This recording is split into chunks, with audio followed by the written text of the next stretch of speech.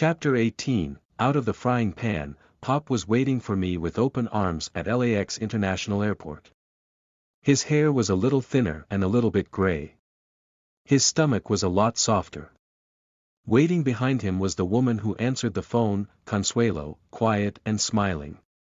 Her skin was much lighter than his, and she had light brown hair and hazel eyes.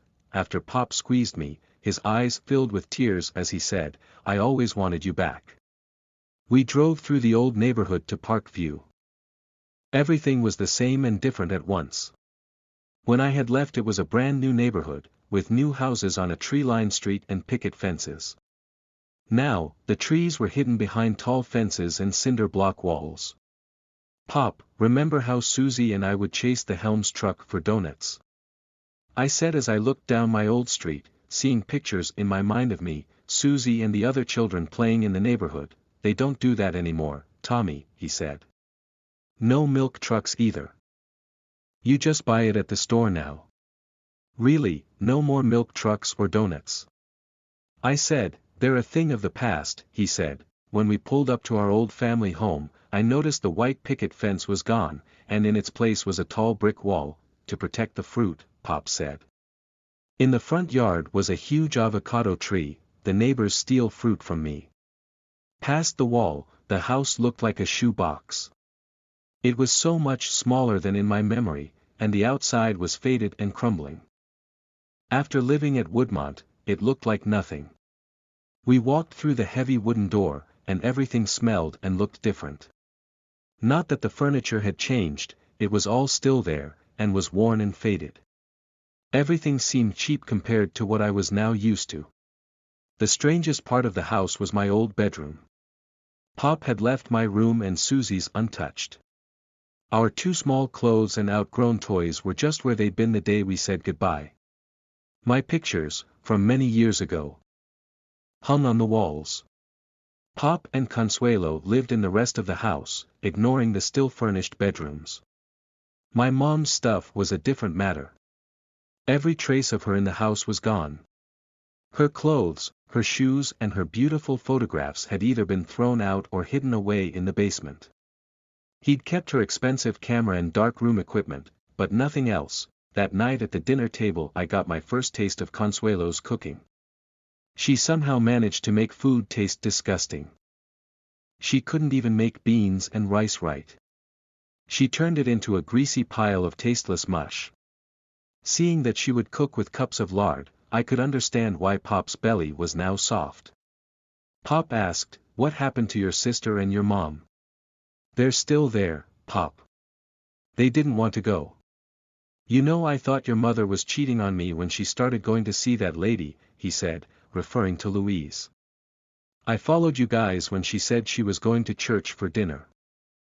I didn't believe she would really go to church all those times. When I followed her I parked around the corner and climbed the fence on Jefferson Street. When I looked in, it was just you guys and all these old people.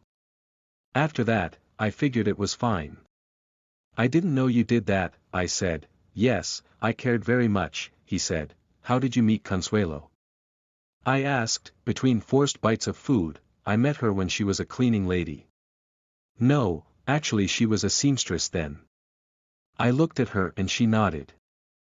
Cleaning woman, I thought, and then I remembered something I heard Mom say to her friend Helen. I caught him with a cleaning lady. I looked at the pictures of Pop and Consuelo on the wall, and the timeline didn't add up to this story. The pictures looked very old. I replied. It was becoming even clearer why my mom had left. Not only was Pop beating me, but he was the one who had been cheating on her. I didn't call him out on it, because it really didn't matter anymore. After dinner we continued in conversation late into the night.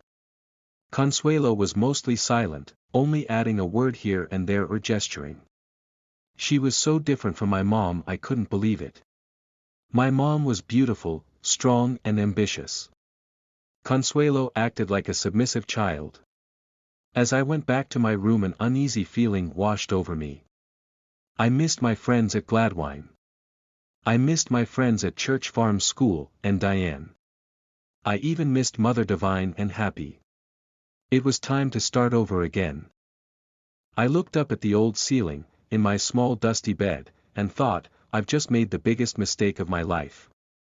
Pop left for all top steam equipment the next morning, leaving me with Consuelo. After he'd gone, she tried to communicate with me. The first gestures she made were punches towards her head, pointing at the door where my father had just left the house. It didn't take long for me to understand that she was saying he hit her, when he drinks. I said, she nodded. I wasn't yet signed up for school.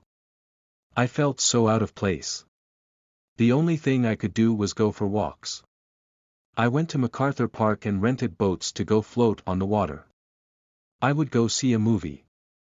I remember watching John Wayne movies, like the Green Berets. I'd come home for dinner with Consuelo and Pop. One night I said, I learned how to play the guitar while I was gone. I'm pretty good too. We need to get you a guitar so you can practice, he said. The next day he took me to Philip's music store where he used to work and told them his son was a musician. They gave us a good deal on a guitar. When I played, he looked so proud. From then on, he started telling people I was a musician. After a few weeks I had a routine, but no one to do anything with. I wasn't sure I'd made the right move. I even called Woodmont to see what everybody was doing. To my surprise, Mother took my calls. She didn't seem angry with me at all, but she showed no signs of welcoming me back. She would share how the construction on the Shrine to Life was coming along and I would share what was happening with me.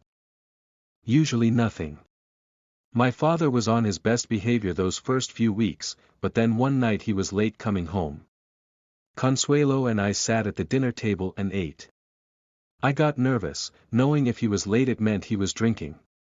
She looked worried too, and we took small bites of food. We cleared the table after dinner, and I went to the living room. I had my back to the door when I finally heard my father messing with the lock. I stood up and turned around. He had trouble getting the heavy wooden door open. And after he did, the look on his face and his red eyes confirmed it, he was drunk. He ambled towards me, I'll make a man out of you yet. He shouted. Then he threw a clumsy punch at my stomach. He had grown old and fat. His punches were nothing like they used to be. I pushed him up against the wall. We were eye to eye as I screamed into his face, why don't you try that again? Huh? Do you know where I've been all these years? I've learned a few things. You try that again, and I'll show you what I've learned. I pushed him again. I will kick the living shit out of you if you touch me again. He stumbled away, and I ran back to my room and slammed the door. My heart beat fast, and all my decisions were running through my mind. I jumped out of the frying pan into the damn fire, I thought. In the morning, just like always, all was forgotten. Pop and Consuelo sat at the table eating breakfast as if nothing had happened. Pop looked to me and said he had an idea, it was time to see the relatives again. We were going to get ready for a tour of Mexico.